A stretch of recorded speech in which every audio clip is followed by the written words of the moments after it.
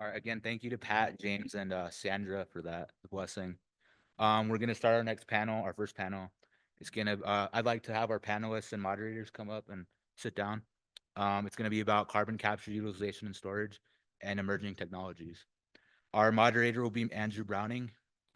Browning leads the HBW's Denver office, where he provides strategic counsel, issues management, grassroots, and advocacy expertise to oil and gas, utility and renewable energy, government and manufacturing clients. With experience in both private and government sectors, Browning has worked at the nexus of energy and policy for over 25 years. Browning is one of the principal founders and president of Western States and Tribal Nations WSTN Natural Gas Initiative. WSTN is a unique 501c4 private public partnership between Western states, counties, sovereign governments, natural gas and industry stakeholders, with a focus on building comprehensive and effective regional collaboration under a formal MOU to advocate and develop for local and global markets for Rockies natural gas. All right, welcome Andrew Browning.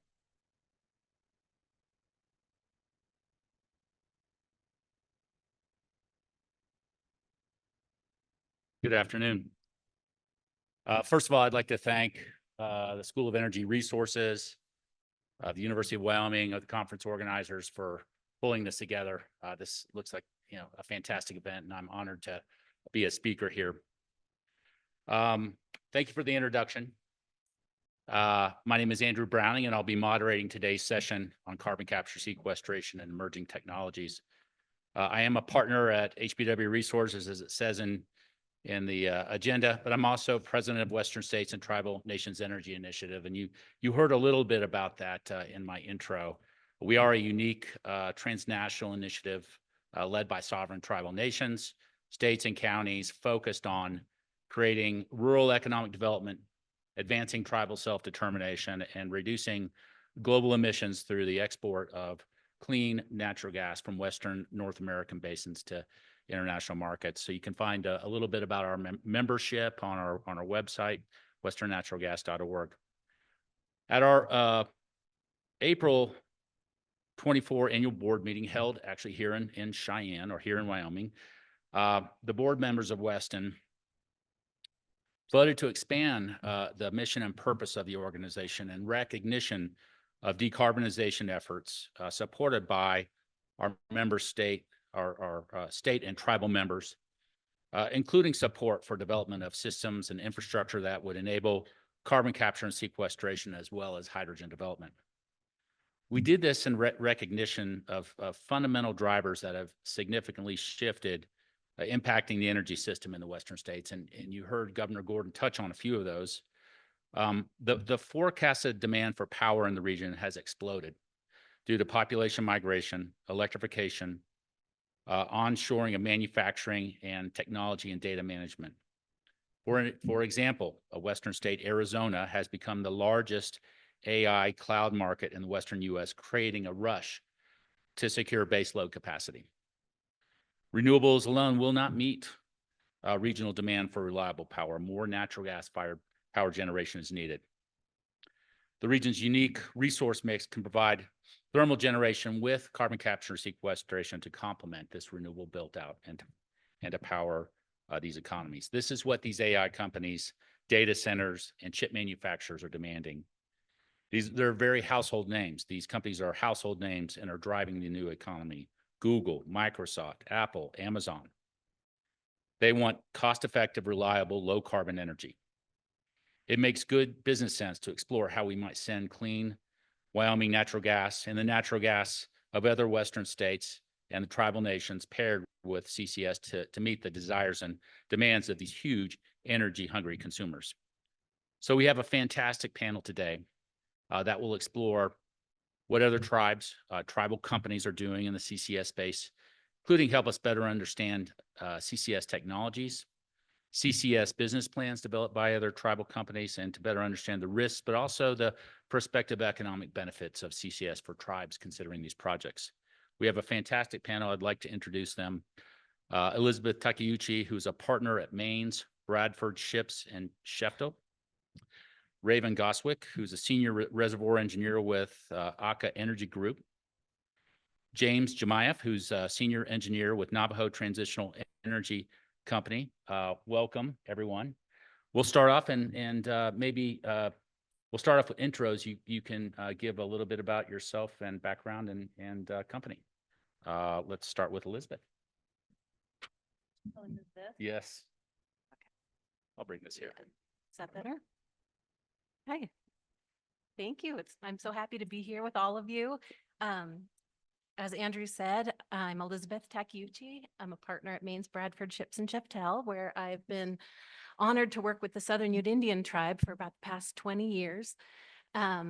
I started there shortly after graduating from law school, and so I've been honored to see the tribe and its business enterprises grow from a small building on North Main in Durango, Colorado, which was a bank, and about 30 employees, to what it is now, which is a multi-billion-dollar enterprise that enjoys a AAA credit rating and has about 300, 400 employees. So it's a tremendous success story, and I am really honored to talk about it, and I'm honored to have been there for that. And I've spent my career working for the tribe's business arm, the Growth Fund, and all of its enterprises. They have drilling and exploration, they have midstream, they have diversified into real estate, private equity, and other direct investments.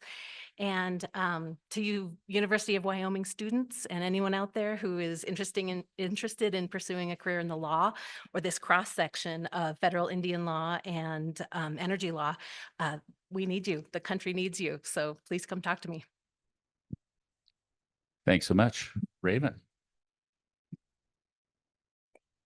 Is it working? Sometimes I don't need these, so I apologize, especially if we have more of that echo thing. I'm Raven Goswick. I am a senior reservoir engineer with ACA Energy Group. It's not AKA, it is ACA. And the meaning of that word is, from what I've been told from a tribal employee, is it's a shortened version of the color red. And I can't pronounce the longer version, so we'll just go with ACA. ACA Energy Group is the energy transition company for the Southern Ute Indian tribe, which is part of the Growth Fund that Elizabeth just mentioned. And we work with all the other Growth Fund companies as well when it comes to energy transition. So I look at anything from mostly carbon sequestration, but it goes to geothermal. We have a hemp project that's going on. You name it, if it's energy transition, we probably looked at it.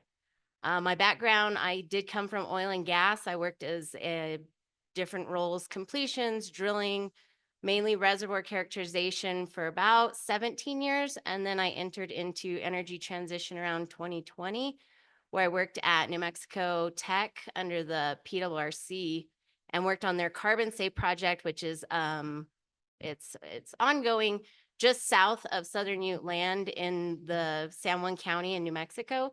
So I keep in touch with them because they're very close to tribal lands with Southern Ute. Background, I'm an engineer.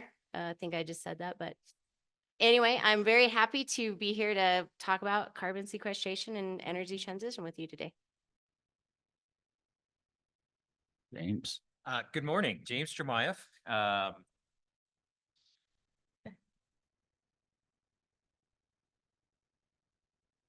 I am very excited and honored to have been invited to come and participate in this.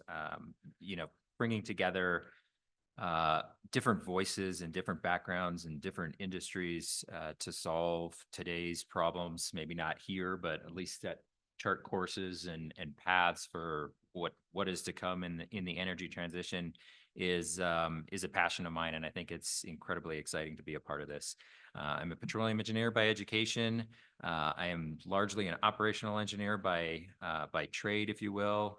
I've been in the upstream oil and gas space for better than 20 years, largely working in traditional oil and gas. I am in a new chapter of my life now, and I joined Intech about a year and a half ago, and I'm really excited to be a part of the energy transition and focusing in new places. Today, I spend most of my time working in the critical materials space, helium and other critical materials, and doing that as part of Intech. Working for Intech has been an incredible journey so far, and I'm really excited to be a part of it. The fact that a company exists that was created by an energy policy that was drafted and put out by a nation, and that transitioned into an actual company that has a charter and it has a mission that is beyond quarterly earnings, quarterly profits. And it really it stands to bring energy. It stands to diversify an energy portfolio and respect the earth and lands and people and communities that live on those lands and have for generations is really important and something that I hold dear. So thank you for having me. Thank you. For the record, I do a lot of these conferences across the Western states and tribal nations, and this group was hyper organized and really we spent a lot of time, and I want to thank them beforehand on just the preparation and input that has gone. You guys made this upfront very, very easy, so I just want to highlight that. We're going to start off. We designated Raven our technical expert. So the pressure, yes. I threw that in there. He said, I'm all prepared Yeah, now yeah. to get lost in thought. Why don't you explain, if you would, just a quick overview of carbon capture and what it is, just to start out with. And then as you have mentioned, you lead the Southern Utes commercial and development efforts associated with infrastructure innovation, and just talk about carbon capture and the planning and everything that goes into those interests. Okay. I didn't know I was going to be the first one to start, so. Elizabeth has notes and I'm over here with just a blank pad, but anyway, I love these panels because you do get to take the questions and kind of mold them to what you're wanting to talk about. So I think everybody here should be pretty familiar with what carbon capture and sequestration is. Everybody? Anybody I came here to find out what it is? Pretend we're not. Okay. How much time do you have? No.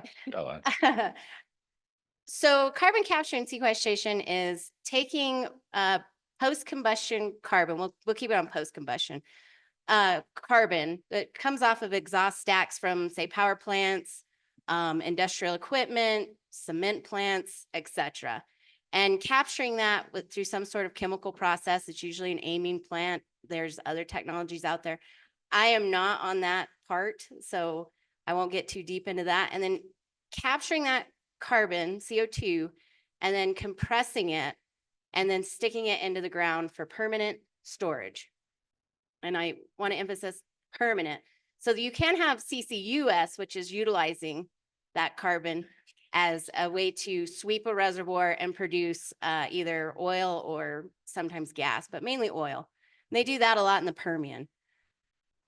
But right now the push is let's sequester it permanently. And that really came to the forefront with the IRA when they passed the 45Q tax credits and raised those tax credits to almost double what they already were for permanent. And then there's also DAC, where you're just pulling carbon out of the sky and sequestering it permanently. So that's kind of like my quick and fast answer to what is carbon sequestration. So what I do, and I don't know if I would say I lead the Southern U technology. I am a subject matter expert, and I do have a management committee that I report to. But when they get approached by outside entities or grant proposals come out, that hits me and my colleague Demi Morishige, when you'll see her later on this afternoon in her panel. We work as a team and we start and look at either the company that's approached the growth fund or the grant proposals to see, is this a good fit for Southern Indian tribe and its corporate entities? Does it make sense? Is it a value to the tribe and to tribal lands? So that can be anything from geothermal to people wanting to come on and do different projects on tribal land.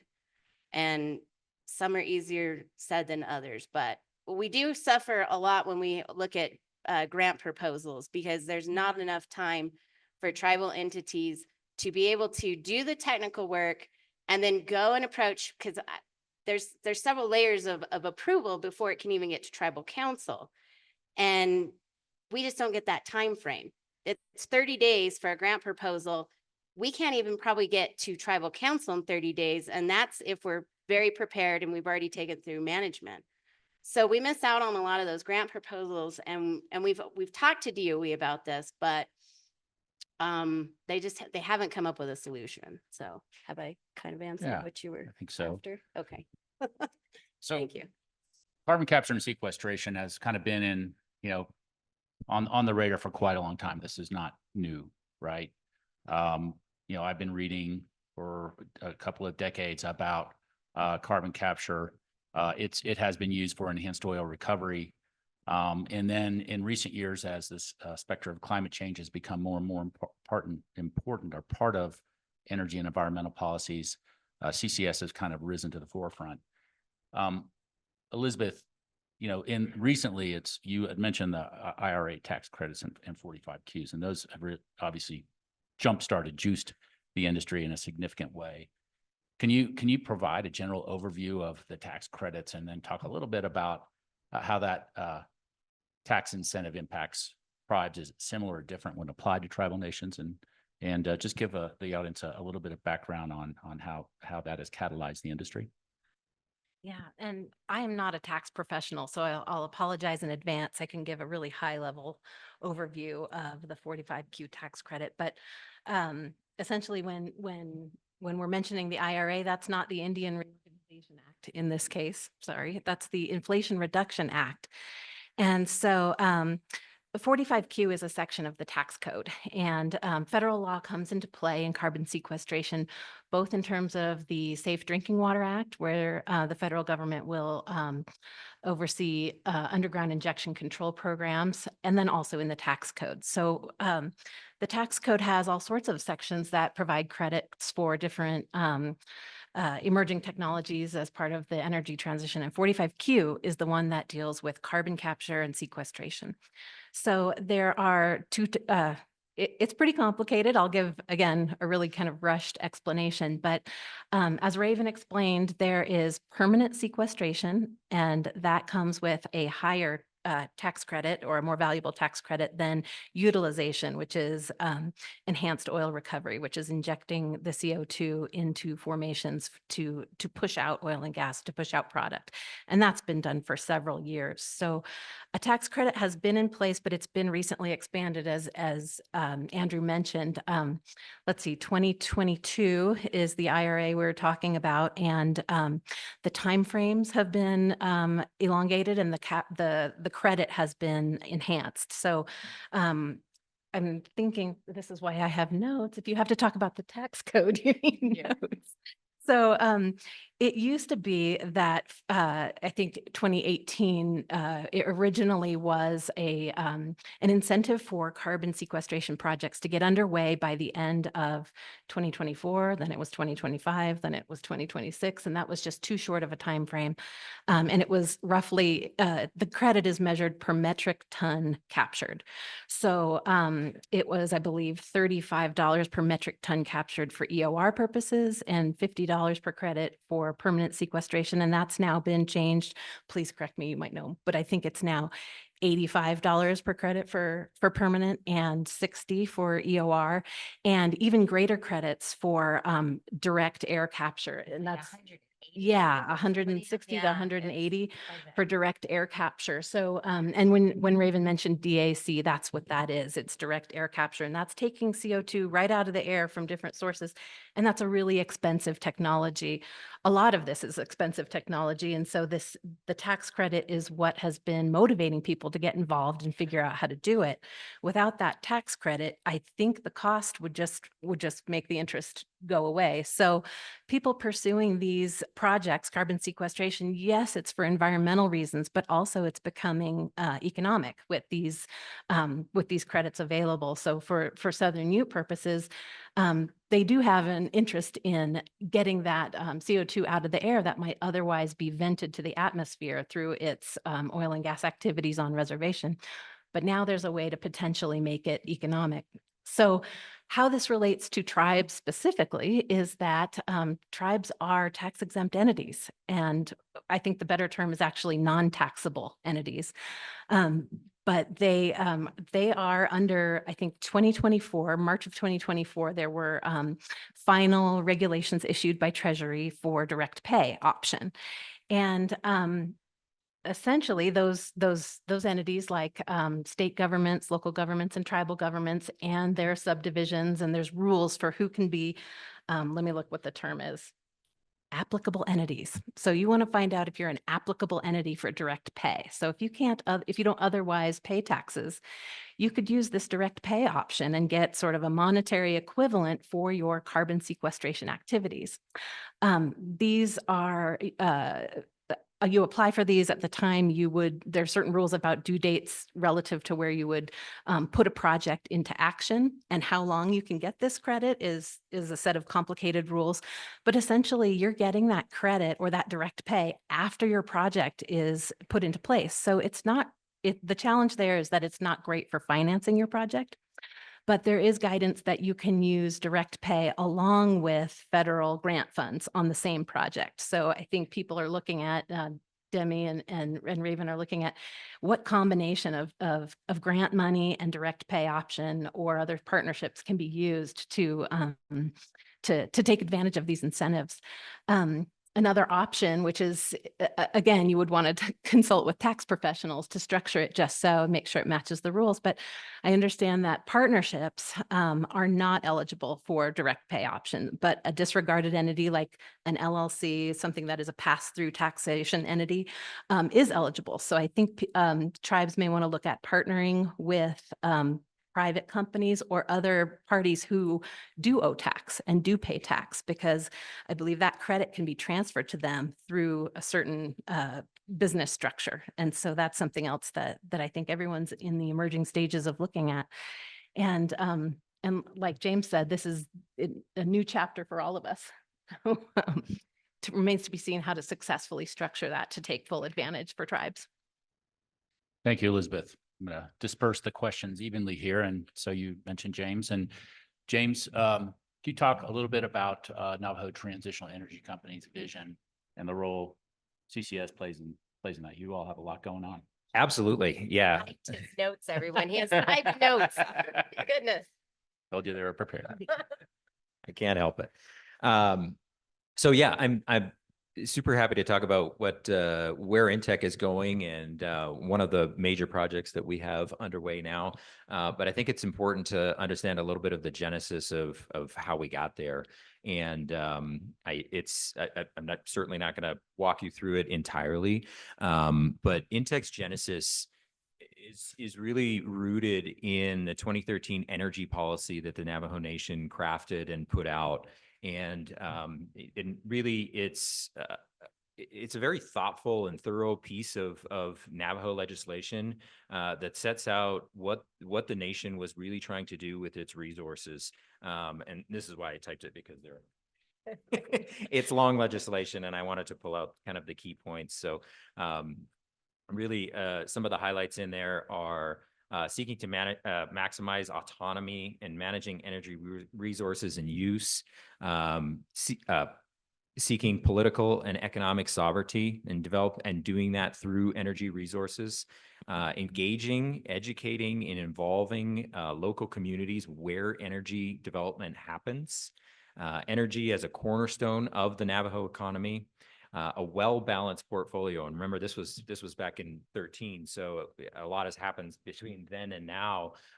So the idea of having that view of the landscape was, I think, really insightful, because here we are today, talking about energy transitions and energy need only accelerating every day. So that well-balanced portfolio, the development of renewable resources, access to electricity for everybody that lives on the nation, and really putting all of that into practice with transmission and energy pipelines. So big projects that not only benefit the nation, but from a member standpoint, but benefit the nation economically through being able to move those things as much of the Western states are geographically exist to where energy is going to be traversing the West back and forth and north and south. So fast forward through the 2013 legislation. In 2013, the Navajo Nation helped establish INTEC as its development, as one of its energy development entities, and gave it very specific missions. So so INTEC has grown since 2013. It started with the initial acquisition of the Navajo mine.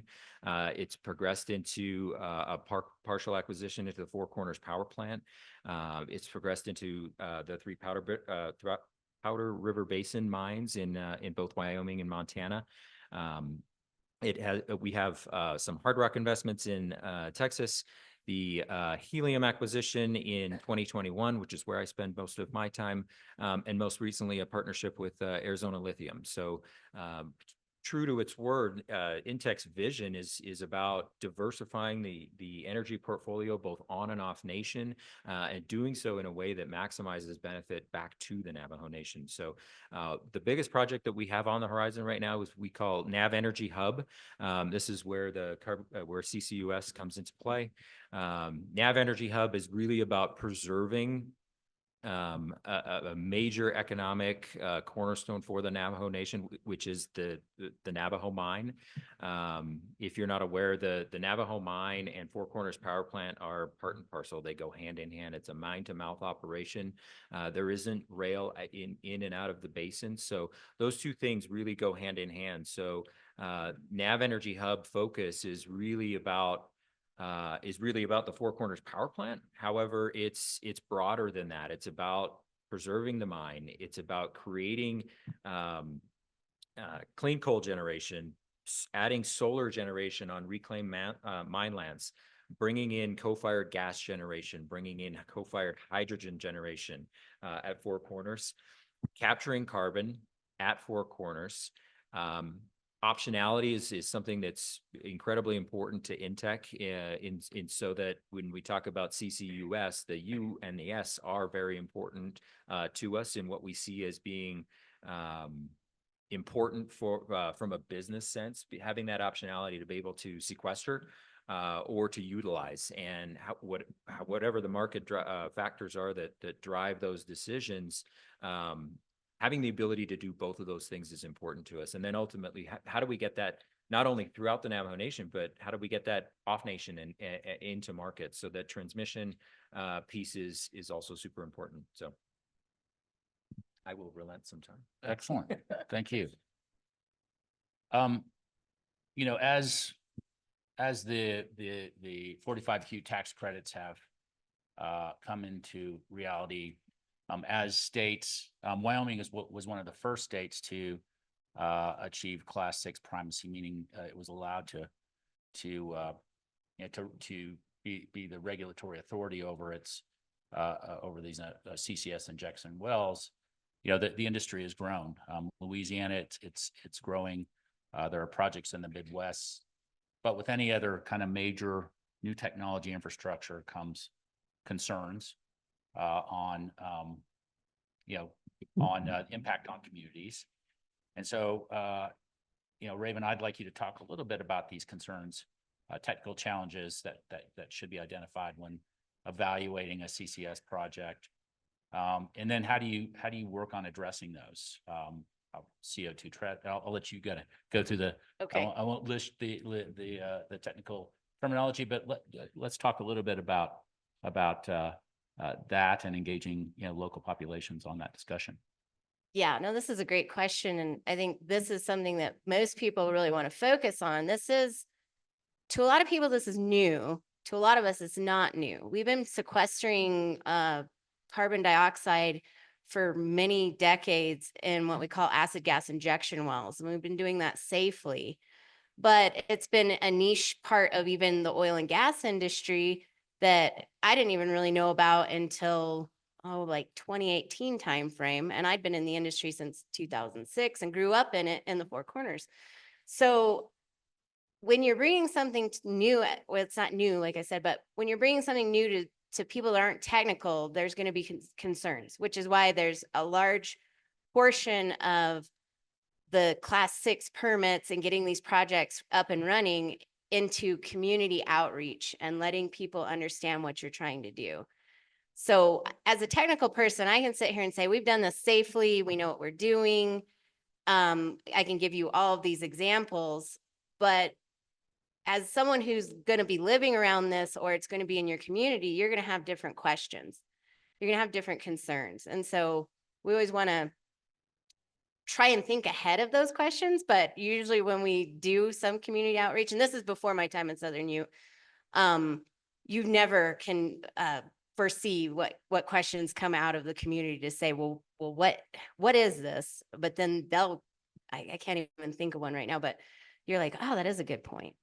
But other concerns too are when it comes to tribal entities is, especially for Southern Ute, it's a checkerboard reservation. So we have a lot of contiguous parts of tribal land. And then we have some spotty sections that are either state or federal that aren't tribal or privately owned.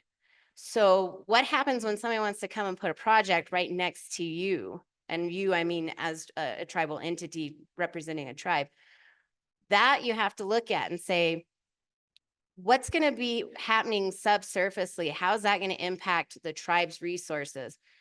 So something that I'm very concerned about and look at when people bring forth projects, especially if they're adjacent to tribal lands, is subsurface trespass.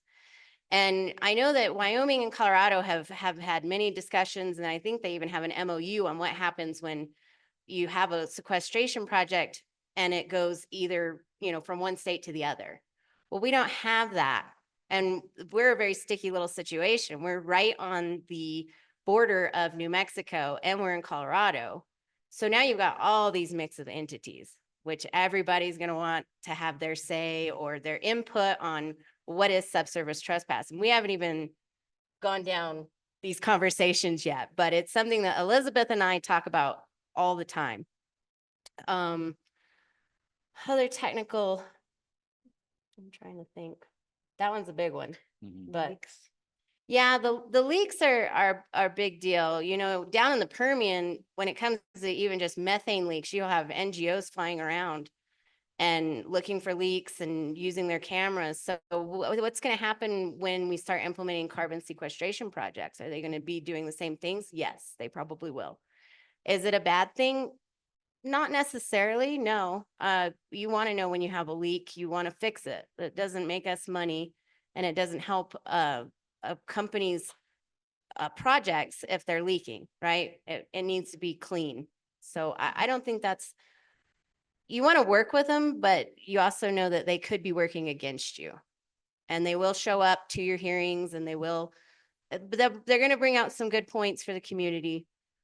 But they're also going to be maybe a thorn in your side when you're trying to get a project going. But that's just life. Yeah. So. No, I think they're a part of the dialogue, right? Yeah. And it's important to be transparent and address community concerns, right? And local concerns, which are real. But as you have said, this is not new technology. This has been done effectively for decades and is a major piece of the IRA legislation. And many, you're talking about enviro groups. They're all split on it, right? Many of the major environmental groups have said, we can't meet climate goals without it. It's that important. Yeah, right now, because of the AI and even, everybody charged their phone, I think last night or this morning, right? We like our phones. Well, if we're moving more towards electrification and then we start taking all these coal plants offline, we have to figure out how we're going to start feeding more power back into the grid. And the grid's also got its own issues by not being built to to what it needs to be to charge all of our phones. And now we want to charge cars. And it just gets more and more complicated without having carbon sequestration and fossil fuels still being part of the discussion. Thank you, Raven. Mhm. So we are kind of laying out the argument. This is not uncomplicated, right? Elizabeth, this question goes to you. How can CCS projects be developed in a way that protects tribal interests? And what role do tribes envision, playing in project development and management? And then what are the potential benefits and risks of partnering with private companies for CCS projects for tribes?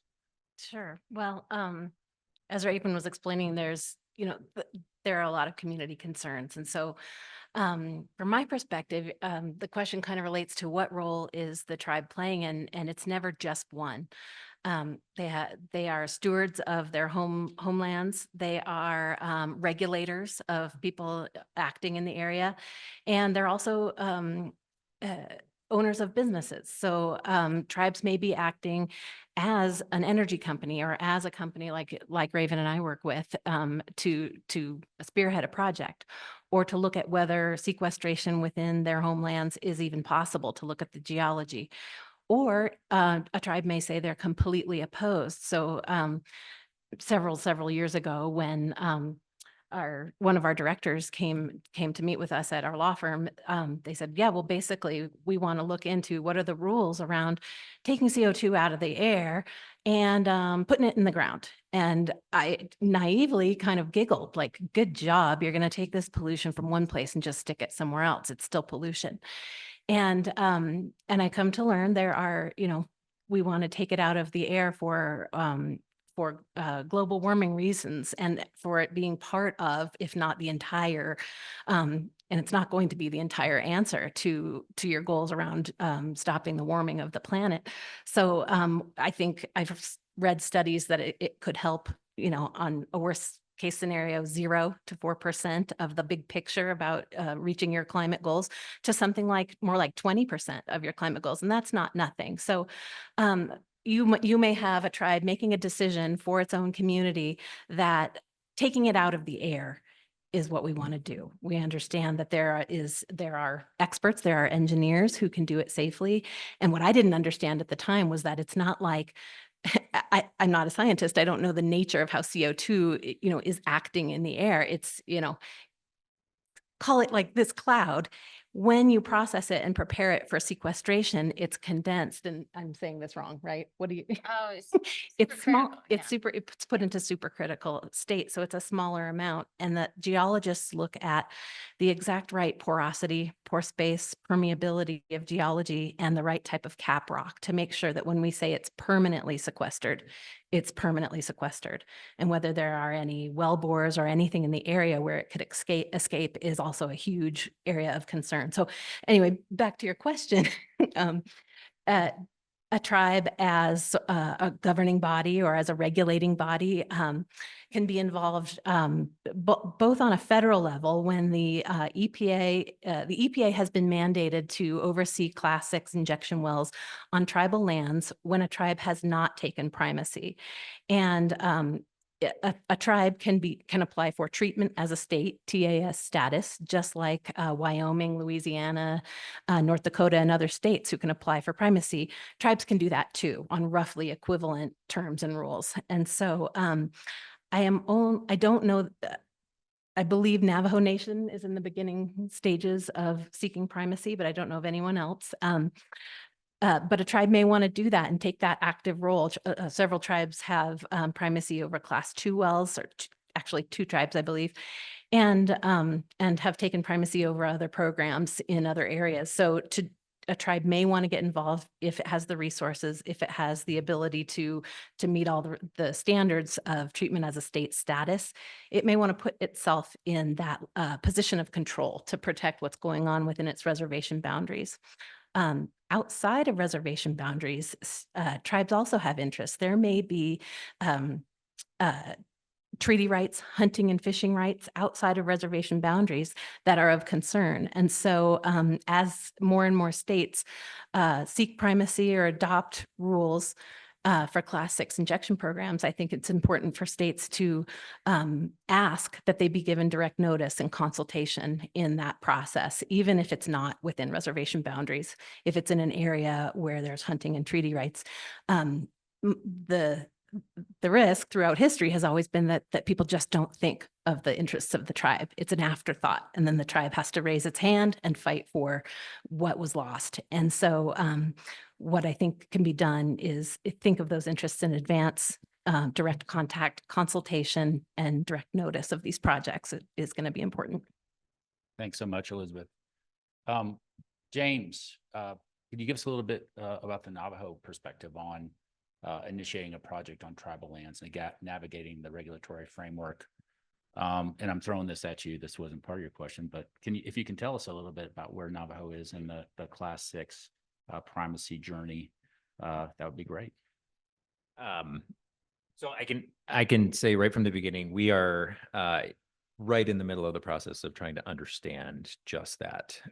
We have very intimate knowledge on the primacy in the Class 2 space for underground injection. We work through that on a day-to-day basis. In fact, this year we just renewed a significant permit with Navajo Nation EPA, who has been incredibly responsive, and I can say from direct recent experience, collaborates extremely well with US EPA. So it's kind of it's a very interesting dynamic to see where the Navajo Nation has taken primacy over a particular facet of federal regulation, and yet continues to still work hand in hand with the federal entity, maintaining its sovereignty, its control over that as the final decision maker. So that's been very positive to see. As far as how Intech specifically interfaces with were you asking about the regulators or Yes. or with the community itself? Well, let's talk about both. All right, let's double it up.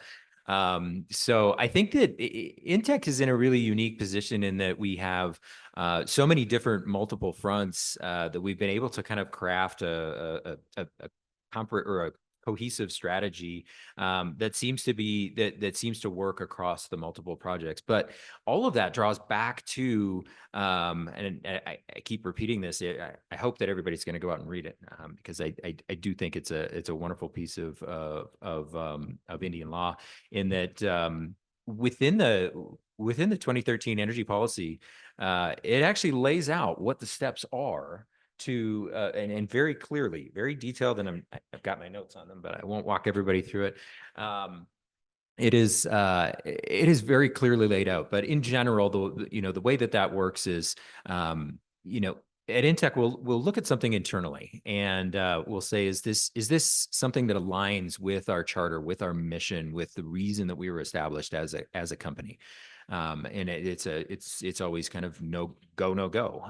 And then, is the project feasible? And is it feasible economically? Is it feasible technically? Do we have reservoirs to go with it? Is it, at the end of the day, does it make money? Do we have community support? So, and do we have that in a broad swath? Do we have chapter support? How many chapters are going to be impacted?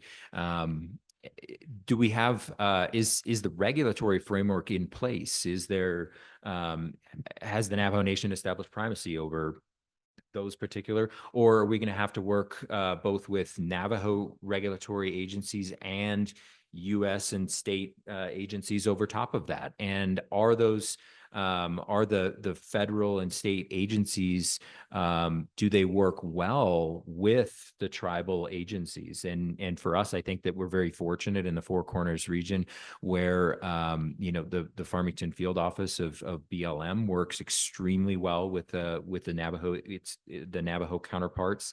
As I mentioned earlier, same thing with EPA, especially when it comes to underground injection. I think that certainly EPA being the agency that it is, I think the jury's still out on how well other departments will work, but certainly for underground injection, in our experience, has been fantastic.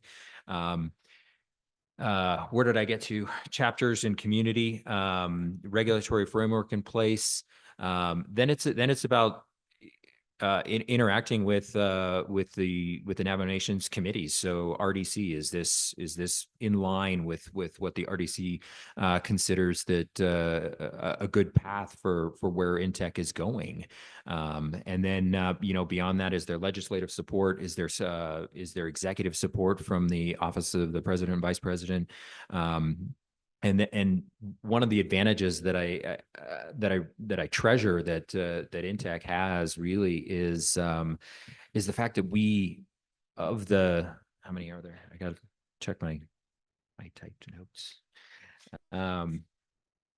Of the roughly 600 employees that INTEC has between Navajo Mine and Four Corners Power Plant, greater than 86% of those are Navajo. So we have employees within the organization that we can tap and draw from, and through simple internal company communication, do we have general support from that? And that's a really interesting component to have.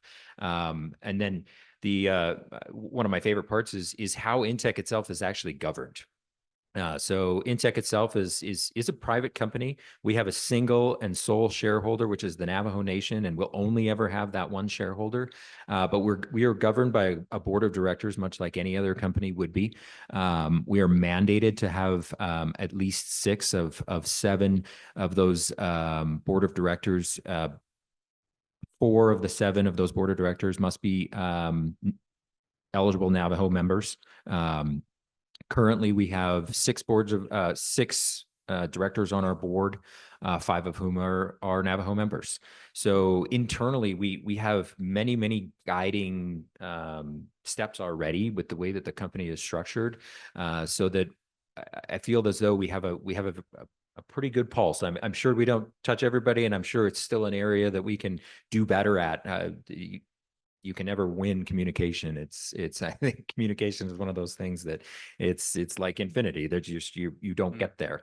But it's our job to make sure that we keep working on it and get better at it every day. So Excellent. Thank you, James.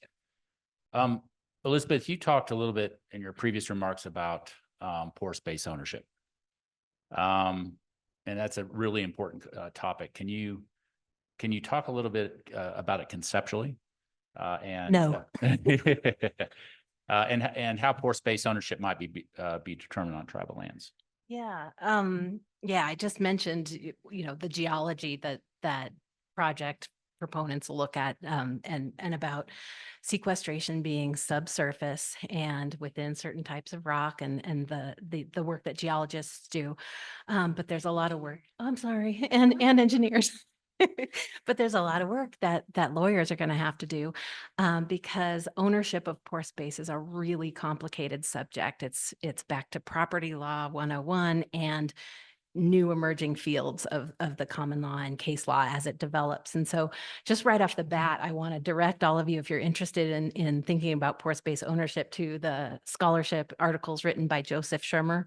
He's a professor at the University of Oklahoma. I believe that I've got that right, but I haven't met him. I've just had the opportunity to see him speak. He's really enthusiastic about the subject. So what I tell you here, please double check against anything Joseph Shermer publishes. So essentially, pore space ownership, it's for non-tribal land. It's evolving as a matter of state law. So in parts of the world, we have, I'll back up a minute and say that it begins with a question of the split estate in property law. So in much of the West, you have land that was conveyed through homestead acts by the U.S. government to European settlers. And you have with that reservations of mineral rights, the subsurface estate. And that is a common scenario. You also have private land ownership from there forward being split in terms of a landowner not just owning their piece of land from the sky to the depths. They can split that estate and sell the surface and reserve a mineral right. And that's typically this surface estate versus mineral estate has for all these years been the basic question. What is the mineral owner allowed to do, and what actually comes with that right? And so the questions about whether that comes with everything subsurface or just that right to dig up and carry away oil and gas. And you have an implied easement that comes with that mineral estate that says, I can come onto your surface and use a reasonable amount of property to set up a well pad, to ingress, egress, to dig down in a well bore. All of that comes with your dominant mineral estate. And so you have potential for conflict. And so now we have this next estate, and scholarship is still evolving on how we think about pore space, which is the vacuum. It's absence of minerals. And it's, do we think of it in terms of the rock that is around the pore, or do we think of it as its own asset? Like think of it like gravel, like I own so much subsurface interest, it's worth X dollars. As we move forward with carbon sequestration projects, is that pore space and the right to use pore space going to be talked about in terms of a property right that you can then lease, issue easements on? And there's emerging, guidance as to how that's case law is still evolving. And so on non-tribal land in the states, parts of the world are generally saying that, I'll call it's the English rule is its shorthand name, but it says that pore space ownership comes with that mineral estate owner. The mineral estate owner is going to have the right to use that pore space and sequester there or whatever they want to do with it after the extraction of minerals. That is not the rule that's developed in America. And I think even though there were a few states that were, I think, started to follow the English rule for a while, I don't believe that's the prevailing law anymore. And that either through case law or through legislation, we have what's known as the American rule, which is that the surface owner has the right to use that pore space. And so essentially the legislation and case law off of tribal land is that only that mineral estate's right to dig up and extract and carry away, that mineral is the right. All of that, call it sponge or permeable or, porous land below a surface that might be great for carbon sequestration, that's going to go with the estate of the surface owner. So we say, great, we have an answer, but that's just for non-tribal, non-federal land. Federal land and land owned in trust by the United States for the benefit of tribes is a completely different question. And it's really complicated. It's still evolving. Essentially, it's going to, my opinion is that it's going to evolve based on analogous case law as to how it was handled for gravel rights, CBM, mineral rights, and other cases where people are, the justices are going to draw analogy as to how we considered either what the federal government retained when it conveyed surface rights, whether it's through a Homestead Act, Stock Raising Act, a Coal Act of 1909. I think that as tribes fight for what their rights are, and they're going to want to take an active role in asserting that they have ownership of pore space. And so looking at the conveyance and the documents by which the estates were created is going to be the foundation for figuring it out on federal land, or on tribal land. On federal land, there still isn't solid policy on, say, on public lands. There's guidance from the Forest Service and from the BLM that they are willing to issue permits for carbon sequestration. And so that's whether they have the right to do that is a different analysis. But just know that it's not necessarily going to follow what's going on in state law. There are times where courts may find it appropriate to apply state law if it doesn't impede a federal interest or a tribal interest. So it may be in emerging case law that they're going to follow what's going on in the surrounding states, but we just don't know yet. Thank you. Is that too much? No, it's a highly complicated subject. There's no doubt about it. I'm going to go into two questions on intertribal collaboration. We have about 15 minutes left in the session, and I would like maybe the time for some Q&A. If folks have questions they would like to ask, this is, a great panel on this subject. So start thinking about what that question might be. And I don't know if we can get microphones in the crowd, or maybe I can walk down with a microphone, but just I'd like to tee up that opportunity at the end of this. But so Raven, with regard to kind of intertribal collaboration, can collaboration with other tribes help to address the challenges that we see, but also opportunities with CCS? And what are the potential benefits of that collaboration? Well, I can only speak to sort of the Four Corners area, but right there you've got several large land owning tribes. You have Navajo Nation, you have the Southern Utes, you have Ute Mountain Utes.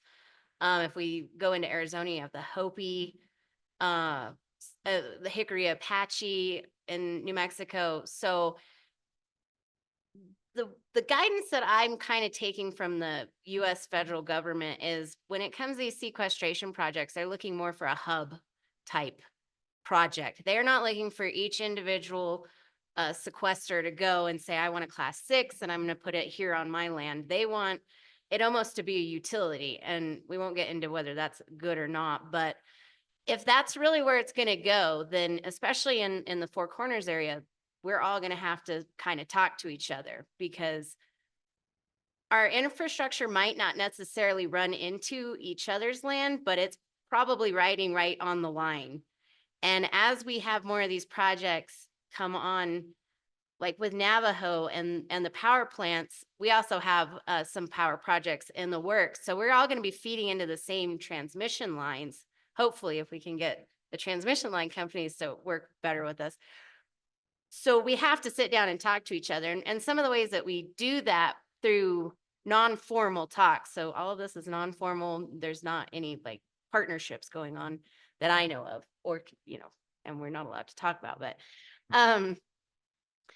there is a US DOE tribal carbon management group that a lot of the tribes have come, and Demi can probably touch on that later in her talk, but it kind of brings the tribes together and even has delegates to talk about some of these issues, where we could collaborate, what tribes might not be as far along in their carbon management as, say, like Southern Ute or Navajo. We're always there to help out, especially the commercial entities. And Southern Utes even hosted a conference in May, the NAMES event, and we took everybody around and showed them our carbon capture facility off of one of our natural gas processing plants. We have a vent gas project where we're trying to capture natural emissions of fruitland coal that are seeping into the air. It's natural, but we're trying to stop it. And we like to share our knowledge. So we're always open to have people come and look at what the growth fund entities have accomplished. And the more you share, the more other people can say, well, hey, we have this project. We want to talk about that with you. And that's where those partnerships can happen. Thank you, Raven. James, you had mentioned earlier, again, along the lines of tribal collaboration, you mentioned that you're working on Intech with helium exploration. And can you tell us about how the company is interfacing with tribes on other new ventures and benefits, and also the benefits to expanding those ventures? Yeah, so I think I touched on most of the points of communication. A couple that I have since thought of that I didn't capture is, we've really, Intech has put a lot of emphasis on community and within government relations, and that doesn't just go to federal or state relations. That truly means the Navajo Nation's government. So we have structured organizations of personnel within the company itself that those are their entire roles, that they are to spend time and interface both at the government level and at the community level. Intech maintains a regular and frequent presence at any of the chapters that we operate both within and around. And once again, I bring it back to that communication piece. I'm sure that we can do a better job, and we will continue to grow and do that. But really, it's about understanding: are we moving in the right direction? Are we talking to the right people? And if we're not, how do we structure ourselves so that we're doing that better? So. Thank you, James. We have 10 minutes left. I wanted to open it up to the audience for questions. Okay. Take this, you want to take this one? Ready? Thanks. Okay. Questions from the audience? Here's one. I'm just messing.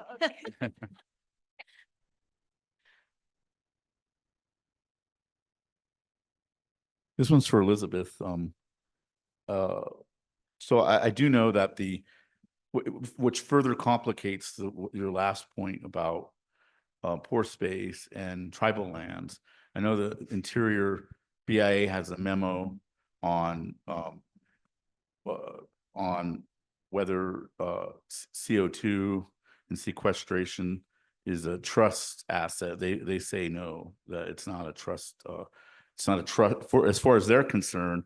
If a tribe wants to capture CO2 from wherever and put it underneath in their lands, they don't want to have any part of that. It looks like. So that, to me, that as a trustee, that sort of is a good and a bad thing, right? I mean, so it just leaves a lot of questions. And so how do you see that memo? I guess in general, I would say, hey, don't worry. We don't have to take what the BIA says is the last word on the subject. But yeah, it's emerging for all of us. And I would say that even though there is that sort of a memorandum with a position statement, again, you don't know exactly what that piece of land in question involves. And the methods, the means by which it is part of the trust estate or what came with it as part of the original reservation, I don't think we can ignore that. I think it would be a disservice to tribes to say, well, BIA doesn't think so and not look further at it. I really believe that it's so technical in nature and it involves distant history or actually it's recent history in the grand scheme of things. But to ignore looking at those details because it can be different from one piece of land to the next, even within one reservation. So I would just say anyone who has I suppose the federal government can always come up with a blanket rule that says we're never going to look at that and here's the final rule. But until that day, I just don't think that's going to be an easy answer and we should stop looking at it by any means. Thank you. Oh, thank you. Robert Youngberg with Jackson Hole Center for Global Affairs. A great presentation. Thank you for everyone. James, you'd mentioned some of your solar and work around the Four Corners area. And I'm sorry if I missed it, but are you working at all with the Sun Bear Solar Project in the Ute Mountain Ute tribes? It's about a 1 gigawatt system, couple million panels. So We are not. No. Okay. No, so our solar project is really what's phase one of NAV Energy Hub, and it's comprised of about, I'm gonna mess this up, 800. I think it's 800 kilowatts of generation capability that'll feed in, and that is constructed on reclaimed. Parts of reclaimed mine land at Navajo Mine. okay, thank you. Yeah.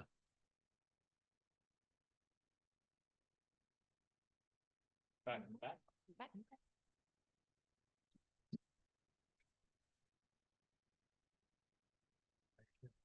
I don't mean to sound like Chicken Little.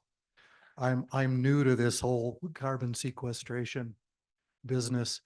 But I was under the impression coming here, and just as a citizen, I'm not representing any business, anyone.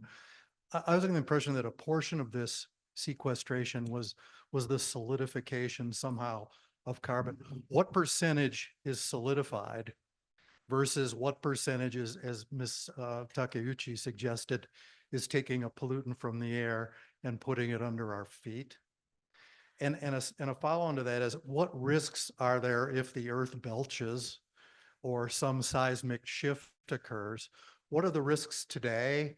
And what are the risks, say, 10 years from now, with all of this carbon we're injecting underground in gaseous form?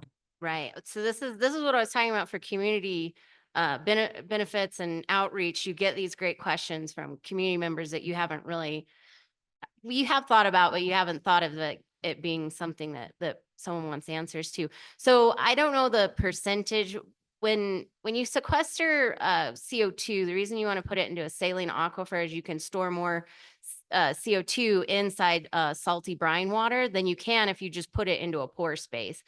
And there's charts and everything on that. And then as it's staying in solution, what happens is the carbon will mineralize in the rock. And that's where it gets complicated with pore space issues, because if you're going to sequester carbon, then that means you're going to start taking up someone's pore space, whoever owns it. And we won't get into that any further, but it does solidify after so long. And I think it starts around 100 years, but there's charts. It's not like a natural, like once you put it down there 5 years later, it's solidified.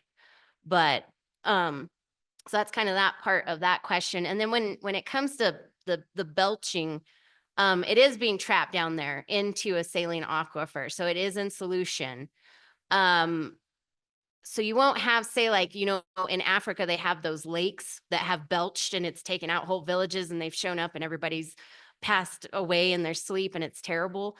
There has been an occurrence on a Denbury pipeline. I think it was in Mississippi where they did have a leak, and that was I don't know if anybody passed away, but people were passing out in their cars because they just got swept by CO2, but that was a pipeline leak. And so I office with our sister company, Red Cedar, which is midstream. And so we have a whole room dedicated to watching the system. And it's even locked away, and it's part of Homeland Security because it's infrastructure. And I've even been to other midstream companies, and it's the same everywhere. Their SCADA room is locked away, and they are watching it 24/7, 7 days a week to make sure that the system's running right. And when they see a pressure decrease or they start seeing something funny, they can send somebody out to make sure that it's not leaking into the atmosphere more than it already has. So there are risks involved with this, but there's mitigations. And another part of like your class 6 permit is your risk assessment of when you're going to have a leak. And then you have a post-closure plan to talk about, okay, now you're done injecting, but you still need to keep looking at the injection site to make sure it doesn't belch, but leak out of a wellbore because of a faulty cement job, or even seismic shifts in the earth because you have injected it. It can happen. I don't want to, be like Chicken Little, but there are processes in place, but there have been issues. I mean, even at the Archer Daniels plant, they had to report a leak, and that's one of the first class 6 issued in the United States. So media likes to really highlight those, but then they don't highlight how, okay, we spotted it, we fixed it, and this is how much got released. They don't like the backstory, the cleanup part. They just like oh, it leaked. Hi, can I just follow up on some of that? Because I think that is a really important question, and we have a lot of experts in the room. I would just like to emphasize, first of all, storing CO2 in the subsurface is something that happens naturally as part of a geologic phenomenon. So there's like these underground pools that actually humans have been like drilling to access to use for enhanced oil recovery. We've been injecting CO2 into the subsurface in Wyoming for several decades. And I want to point to some resources we have at the School of Energy Resources. So if you go to our Carbon Safe website, and I have totally lost the person who asked that question. Where did you go? Oh, there you are. You're standing up. Okay. That you can see just how far down we're looking at storing this carbon dioxide. I think that kind of can change your perspective. And part of the analysis that our team has to do that leads to these carbon safe programs has to do with looking at seismicity risks. And so it's not like you're just sticking it in any old place. Like there's like a tremendous amount of science behind this.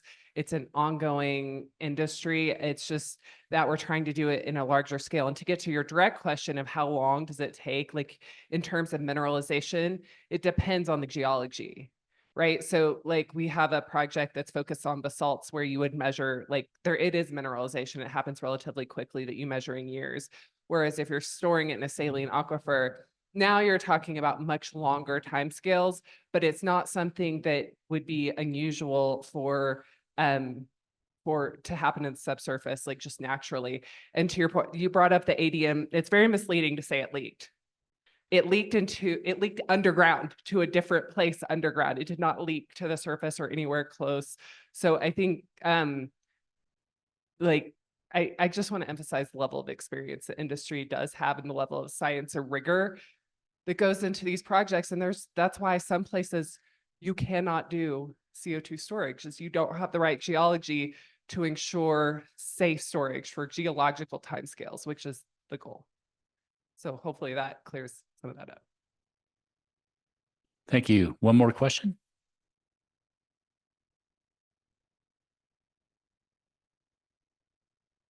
Hi, Sophie. I'm here also with the Jackson Hole Center for Global Affairs.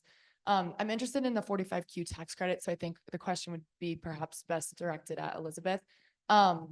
You mentioned that there are sort of two avenues that a tribe that's interested in doing carbon sequestration could sort of take advantage of that credit, and it would be because tribes are non-taxable, not through the tax credit itself, but through direct pay. You mentioned that direct pay came after the project is put in place. My first question is, does the tax credit come before the project is put in place? No. Okay. Thank you for answering that right away. And okay, so those both come at the same time scale, and the tax credit would have to be received, as you mentioned, through a taxable entity like a private partner.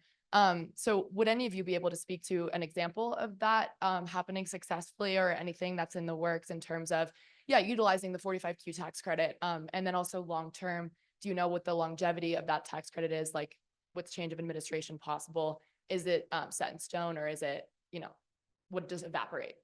That's my question. Thank you. Yeah, actually, I have some of the same questions myself. We forget because we do this every day. So we're like, oh, 45Q, this is, and those are great things to highlight. So Elizabeth. Yeah, and I can tell you it is underway.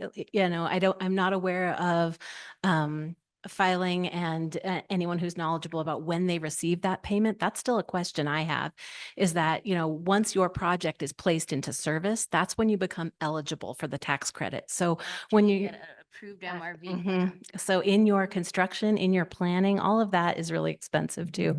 So your tax credit is not going to be there for you until you're done. So that's where I think financing, partnerships, grant funding is going to come in the beginning part of a project. And then as part of that back end incentive to get it done is where the tax credit will come in. And if anyone wants to volunteer any information about a partnership that's working at, I'm all ears. But maybe Andrew, you could answer the other part of the question, which I'm now forgetting. Oh, on administration policy? Or how long is, right? It's like 12 years. I thought it was 12 years. Yeah, Yeah. 12 years. 12 years. Yeah. Yeah. And I will say that if there is a leak, a loss, an accident in that post project placement, and as you do your monitoring plan, if there's any escape, you have to end up paying back your tax credit for every metric ton lost. Yeah, so I can talk to this a little bit because I've been part of 2 successful MRV plans prior to Southern Ute, and I'll make it quick, but I guess we probably should have, and that was my fault being the technical expert up here for CCS, was going into what it takes to get one of these projects going. So you'll probably have a pipeline for a hub. At an acid gas injection site, it's usually right on site, so you can take that away. But then there's compression of the CO2, and then there's the well. And so you can either go through the process of permitting as an acid gas injector, as long as your carbon is from a hydrocarbon waste stream. So natural gas processing plant is the best example for that. Other than that, then you have to go class 6. So that would be your post combustion, or even if you are on a hydrocarbon processing facility. That process for the class 6 is a lot more arduous than the class 2, because class 2s have been in motion for so long, and most states have primacy. Class 6, you've got EPA, unless you're in North Dakota, Wyoming, Louisiana. I don't think there's any other state other than that. But after you get your class 6 going, which is a long, probably 2-year plus process of review, you're also writing your MRV plan that's also going to go to the EPA. And that's another sort of document that talks about your site, your leak mitigations and all of that. And that's what will get you your 45Q tax credits once it's approved. And I've even asked one of my project partners previous to Southern Ute, well, what happens? Do they just send you the tax credit? And he said, well, no, they sent us a form and we submit it at tax time. So long story short, I guess there's a form because it's the government. So. Well, I think we're over our time and Sorry. with respect to the next panel, I'd like to continue, but Yeah. we do have other panelists. So please give a hand for just a fantastic informative session for everybody. Thanks so much.